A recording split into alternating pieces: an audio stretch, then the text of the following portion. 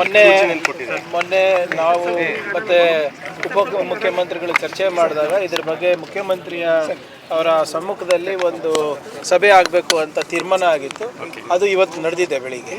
So ಎಲ್ಲ ಜಿಲ್ಲೆಗಳಲ್ಲೂ ಕೂಡ ಏನೇನಿದ್ದು ಮೈಕ್ರೋ ಫೈನಾನ್ಸ್ ಅಂದರೆ ಇದು ಕಾನೂನಿನ ಚೌಕಟ್ಟಿನ ಹೊರಗೆ ನಡೀತಾ ಇದೆ, ಅದ್ರ ಬಗ್ಗೆ ಮಾಹಿತಿಯನ್ನು ಪಡೆದು ಅದಕ್ಕೆ ತಕ್ಕಂಗೆ ನಾವು ಕ್ರಮ ತಗೋಬೇಕು ಅಂದ್ಬಿಟ್ಟು ಅವತ್ತು ಮಾನ್ಯ ಉಪಮುಖ್ಯಮಂತ್ರಿಗಳು ಏನು ಒಂದು ರೂಪರೇಷೆ ಹಾಕಿದ್ದಾರೆ.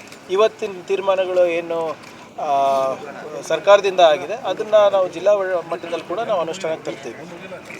ಈಗ ಮೀಟರ್ ಬಡ್ಡಿ ಕೂಡ ಹೆಚ್ಚಾಗ್ತಾ ಇದೆ ಎಲ್ಲ ನೋಡಿ, ಇದು ಏನಾಗ್ತಾ ಇದೆ, ಇದು ಜನರ ಒಂದು ಆರ್ಥಿಕ ಪರಿಸ್ಥಿತಿಯನ್ನು ಗುರುತು ಮಾಡಿಬಿಟ್ಟು ಜನರು ಹಿಂಗೆ ಅವರಿಗೆ ಏನು ಟ್ರ್ಯಾಪ್ ಮಾಡ್ತಾ ಇದ್ದಾರೆ.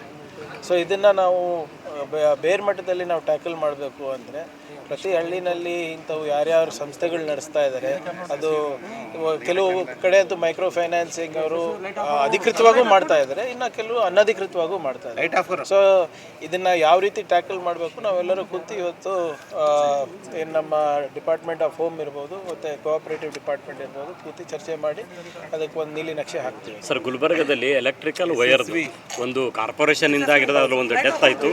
ಇನ್ನೊಂದು ಜಸ್ಕಾಮ್ ಎಲೆಕ್ಟ್ರಿಕಲ್ ವೈರ್ ಒಂದು ಬಸ್ಸಿಗೆ ತಗಲಿ ಒಂದು ದೊಡ್ಡ ಅನಾಹುತನೇ ಆಗಬೇಕಾಗಿತ್ತು. ಅದು ಅದೃಷ್ಟವಶಾತ್ ಒಳ್ಳೇದಾಯ್ತು ರೀ. ಆದ್ರೂ ಒಬ್ಬ ಹೆಣ್ಮಗಳು ಭಾಳ ಸೀರಿಯಸ್ ಅದ. ಈಗ ಇದಾಗಲೇ ಹೋದ ಬಾರಿ ಕೂಡ ಇದ್ರ ಬಗ್ಗೆ ನಾವು ಚರ್ಚೆ ಮಾಡಿದ್ದೇವೆ ಮತ್ತು ಎಲ್ಲ ವೈರ್ಸ್ ಥ್ರೂಔಟ್ ದ ಡಿಸ್ಟ್ರಿಕ್ಟ್, ಬರೀ ಕಾರ್ಪೊರೇಷನ್ ಲಿಮಿಟ್ ಅಲ್ಲ, ಯಾವುದು ಡೂಬ್ತಾ ಇದೆ ಬಾಗ್ತಾ ಇದೆ ಅವೆಲ್ಲನೂ ಕೂಡ ಏನು ಟೆನ್ಸೈಲ್ ಡೆನ್ಸಿಟಿಯನ್ನು ಸರಿಪಡಿಸ್ಬಿಟ್ಟು ಅದು ಸ್ಟ್ರೇಟನ್ ಮಾಡಬೇಕು ಅಂತ ಆಗಲೇ ಆದೇಶ ನೀಡಿದೆ. ಅದನ್ನು ಕೂಡ ನಡೀತಾ ಇದೆ ಈಗಾಗಲೇ.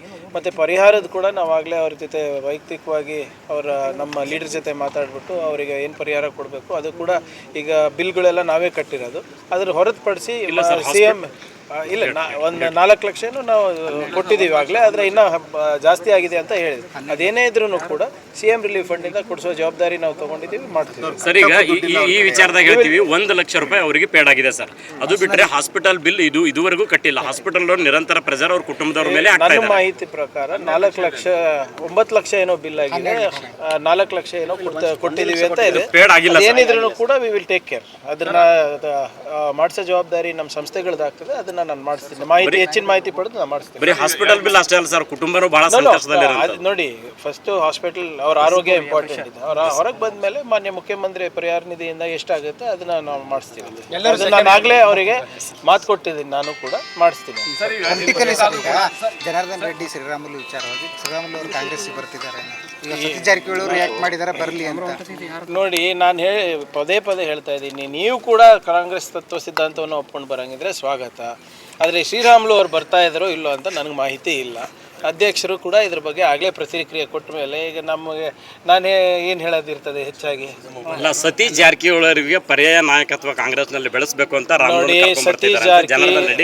ಸತೀಶ್ ಜಾರಕಿಹೊಳಿ ಅವರು ನಮ್ಮ ಪಕ್ಷದ ಉನ್ನತ ಮಟ್ಟದ ನಾಯಕರಿದ್ದಾರೆ, ಕಾರ್ಯಾಧ್ಯಕ್ಷರಾಗಿ ಕೆಲಸ ಮಾಡಿದ್ದಾರೆ, ಈಗ ಮಂತ್ರಿಗಳಾಗಿ 2-3 ಬಾರಿ ಕಾರ್ಯನಿರ್ವಹಿಸಿದ್ದಾರೆ.